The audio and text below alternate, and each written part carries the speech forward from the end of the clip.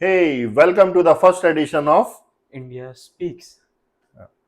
तो अब क्या आज हम बात करने वाले हैं इंडिया स्पीक्स में। तो आज हम बात करने वाले हैं जो मोदी जी की विजिट है हम्म, रशिया हम्म, में। उन्होंने अभी इतने प्रेशर्ड इन्वायरमेंट में उन्होंने जो भी विजिट करी है, तो उसका हम्म, क्या सिग्निफिकेंस वर्ल्ड पे होगा, इंडिया पे होगा, हम्म। लोगों पे होगा। तो बेटा ये जो इंडिया, आपको पता है मोदी जी मोदी पॉइंट 3.0 में आए हैं। और जो सिनेरियो जिस तरीके से इलेक्शन फॉट हुआ है उसकी नज़र पूरी दुनिया थी। पूरी दुनिया की नज़र इंडिया की इस इलेक्शन के ऊपर थी। कहीं ना कहीं ये भी कहा गया है कि भाई बहुत ज़्यादा इंटरनेशनल फंडिंग लगी रही जो इलेक्शंस को मोटिवेट करने के लिए या इन्फ्लुएंस करने के लिए कर रही थी। हम्म, तो इस समय जो हम देख रहे हैं जो मोदी 3.0 है ये बहुत ही चैलेंजिंग होगा। इसके कई सारे रीज़न हैं। पहला रीज़न तो यही है कि मोदी जी खुद 75 ईयर्स की ओर जा रहे हैं। हम्म, तो अगर हम ये देखें तो उनके जो सपने हैं अगर उनको वाकई में उनको करना है तो उनके लिए जो स्टेज सेट करनी है उसके लिए लास्ट लास्ट टर्म होगा ये। हम्म, शायद एक टर्म और मिल जाए उनको, लेकिन इस टर्म में ही उनको बेसिक सपने पूरे करने होंगे देश के, जो उनके नज़रों से वो देख रहे हैं। हम्म, तो अब हम ये सोच रहे हैं कि अब उन्होंने रशिया को ही क्यों चुना, जबकि रशिया यूक्रेन वार जो हुई है, रशिया यूक्रेन वार इतनी ज़्यादा फॉट हुई है, उस समय इंडिया का कोई विजिट रशिया की तरफ नहीं हुआ because everybody was thinking to de align the Russia. Russia को अलग थलग करने की बात हो रही थी। तो उसके उसके तहत काफ़ी प्रेशर था। तो इफ इनफैक्ट इंडिया ने भी बयान तो दिए, इंडिया ने भी काफ़ी सारे बयान तो दिए कि हम रशिया हमारा सहपाठी है, हमारा सहयोगी है और हम उसके साथ डील करेंगे because we have common financial interest. और हमें तो वो चैलेंज चलता रहा। तो मतलब as a neutral state India ने रशिया के साथ सपोर्ट करा। लेकिन अगर हम बोलें क्या वो रशिया के साथ खड़ा हुआ, तो मतलब क्या तो उसने रशिया यूएसए के साथ ये बोल के खड़ा हुआ कि हाँ मैं रशिया के साथ खड़ा होता हूँ, तुम्हें जो करना है कर लो?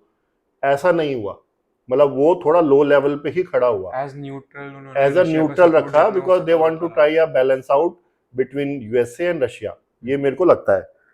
लेकिन अब ये जो टाइमिंग आपने बोला कि इंडिया का मोदी जी का पहला विजिट जा रहा है रशिया की तरफ, हम्म, ये बहुत ही इंपॉर्टेंट है। हम्म, बिकॉज एक तो ये चैलेंजिंग एनवायरनमेंट है हम्म, और उसमें आपको पता है कि बयान आने शुरू हो गए हैं। जेलेंस्की का बयान आना शुरू हो गया है, यूएसए का प्रेशर आना शुरू हो गया है।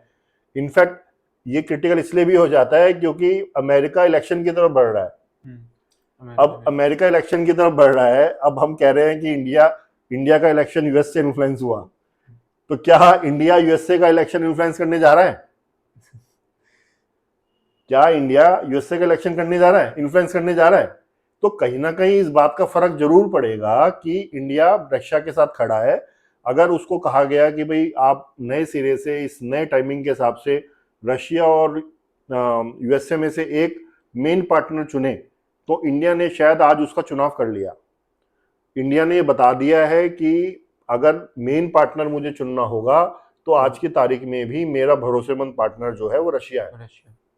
तो वो ऐसा नहीं है। देखो इंडिया की पॉलिसी हमेशा से ही सर्व सुखदाय एस्पेक्ट रहा है और वो वसुदेव कुटुंबकम की भावना से वो सभी धरती की जितनी भी स्टेट्स हैं सभी में वो एक सहयोग की भावना से काम करना चाहता है ना? तो अब इस चीज में देखते हुए अब आप देख रहे हैं कि रशिया का यूएसए का बयान आ रहा है कि भाई आप जेलेंस्की आप यूक्रेन के ऊपर स्टेटमेंट दीजिए, है ना? और मोदी जी ने ये स्टेटमेंट भी दी है कि भाई जो बच्चों की डेथ हुई है वो बड़ी पेनफुल थी।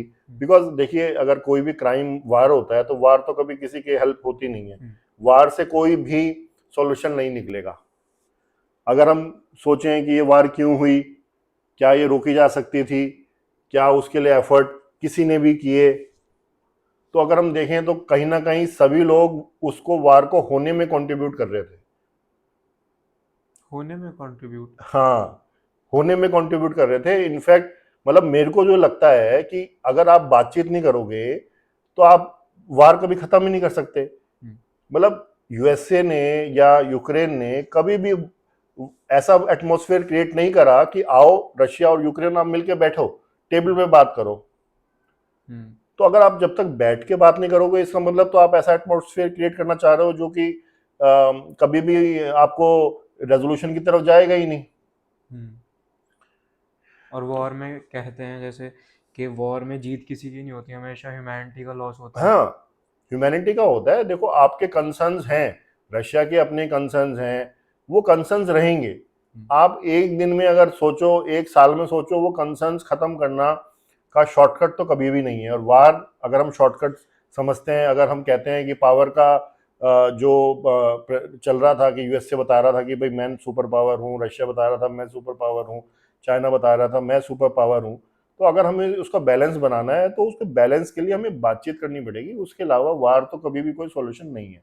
हम्म, तो अब हम बातचीत घूम के फिर इसी बात पे आते हैं कि भाई मोदी जी ने जो किया है, रशिया जाना, तो जैसे हम बात करते थे मोदी 2.0 में, मोदी जी का मास्टर स्ट्रोक, मोदी जी का मास्टर स्ट्रोक, क्या ये कुछ नया मास्टर स्ट्रोक है? पहले आप मोदी जी का मोदी 2.0 मास्टर स्ट्रोक समझाइए इसके बारे में थोड़ा।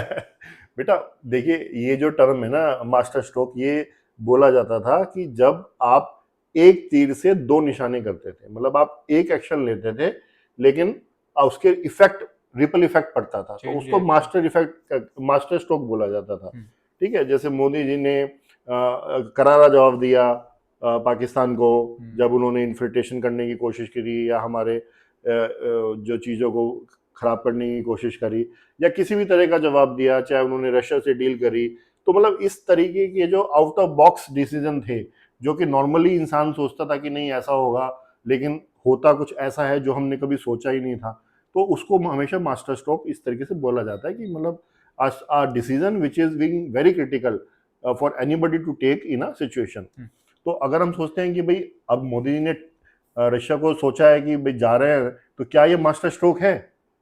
क्या इसका दूरव्यापी असर पड़ेगा? तो भाई एक तरफ से हम देखते हैं कि भाई हाँ, बिकॉज उन्होंने अपना एक लॉन्ग टर्म पार्टनर चुन लिया है रशिया, तो वो तो बहुत बड़ा संदेश जा रहा है, पूरी दुनिया की कम्युनिटी में बहुत बड़ा संदेश जा रहा है। पाकिस्तान इससे बड़ा व्यथित होगा, पाकिस्तान इससे बड़ा व्यथित होगा, क्योंकि उसके चाइना, बिकॉज आपको पता है रशिया का जो पार्टनर है, रशिया का जितना इंडिया पार्टनर है उतना चाइना भी पार्टनर है।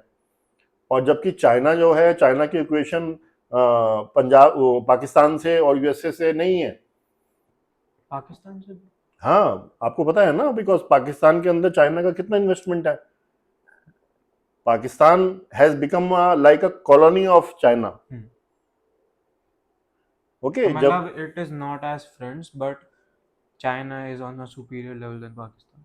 yeah, definitely, because see, you are a student as of now, but when you will go into the detail of the China Pakistan relationship, you will get to know that China has means contributed to the debacle of Pakistan for their hmm, benefit. They have made certain decisions so that they become debt ridden, and they will always remain dependent on the China। सो ये aspect रहा है। तो अगर अब हम देख रहे हैं, तो ये वाकई में मेरे हिसाब से अगर इसको मैं बोलूँ मास्टर स्ट्रोक, तो उसके से कम नहीं है।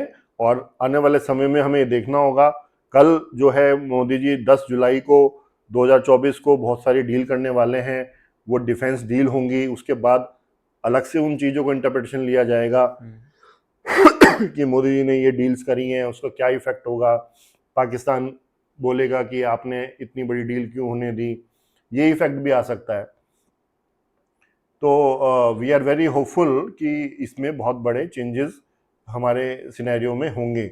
और दूसरा सबसे बड़ा चेंजेस तो मैं यही मानता हूँ कि जो यूएसए का इलेक्शन होने वाला है, उसमें भी कम्युनिटी को कहीं ना कहीं ये मैसेज जाएगा, और वहाँ के भी रिजल्ट जो हैं बड़े ही स्ट्रेंज आने की उम्मीद है।